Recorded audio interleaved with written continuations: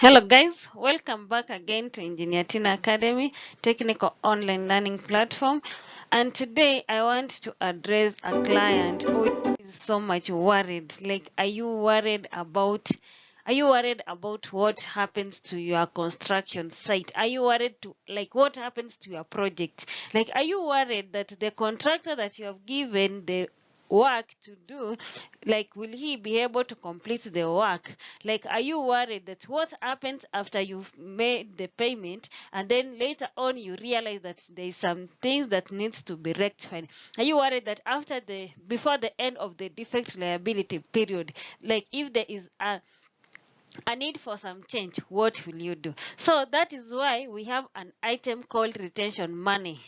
Today we want to look at what is this retention money and how do we use this retention money in the construction industry. So this is money retained by the employer from any valuation as a form of security. So as employer, as a client, you must have that security, money set aside for security in case of anything happens, in case the contractor decides that tomorrow I'm not going to continue with this work. You have a certain amount that you have retained from what you were to pay the contractor so that you can be able to continue with the work. So this value to be retained it needs to be agreed between the client and the contractor, but mostly it is 10%.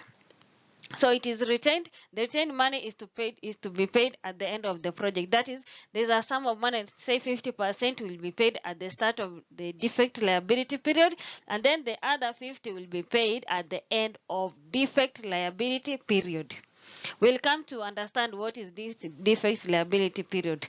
So let's look at how are you going to retain the 10% as a client. So we have an interim certificate. An interim certificate is a certificate that enables the client to be able to pay the contractor. So we have an interim certificate is in phases depending on what the contractor has done and depending on what was an agreement. At some instances you might find that you have agreed that if you do 10% of this work, we pay you. If you do 20% of this work, will pay you. Or if you do this item and this item and this item, we are going to make the first milestone. So it's in milestones. So if we look at this certificate, this client is to be paid certificate number 5. So this is certificate number 5 that the client is to be paid. Now we looked at a video on how to prepare an interim certificate, and we said it's against what was in the BQ, what the contractor has done and what was in the BQ. The percentage that he has done up to that point is what is to be paid. Now if this is certificate number 5, it means the client has done certificate number 1, certificate number 2, certificate number 3, certificate number 4. Those certificates have already been paid to the contractor. So meaning this is milestone 5. Now, according to this time now, up to that time, they have a value payment of 600,000, and then material on site is 400,000, and then any other payment is 100,000. So that makes a total payment of 1,100,000. Now we need to retain every time you prepare a certificate as a client. Every time you want to pay the contractor, we have to retain some money. That is retention money. Now we are retaining 10%. 10% of that, of what we are to pay. We are to pay him 1,100,000. So 10% of that is 110,000. So we are deducting 1,100,000. We deduct 110,000. That gives us 990,000. So this is what is supposed to be paid. So this is accumulative from 0% to, let's say, 50%, but we have already paid him some previous certificate because this is accumulative. We have already paid him some previous certificate.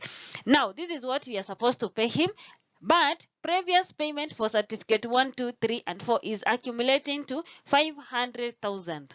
So we cannot, if we pay him this, it means it's up to 90%. Let's say 90%. So, but we have already paid him 500%, 500,000. So what is remaining is 490,000. So that is what is to be paid for that certificate number 5.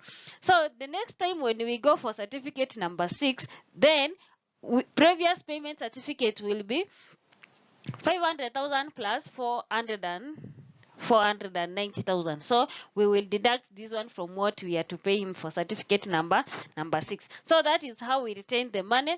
So guys, thank you for your time. Thank you for your cooperation. Until next time, bye bye.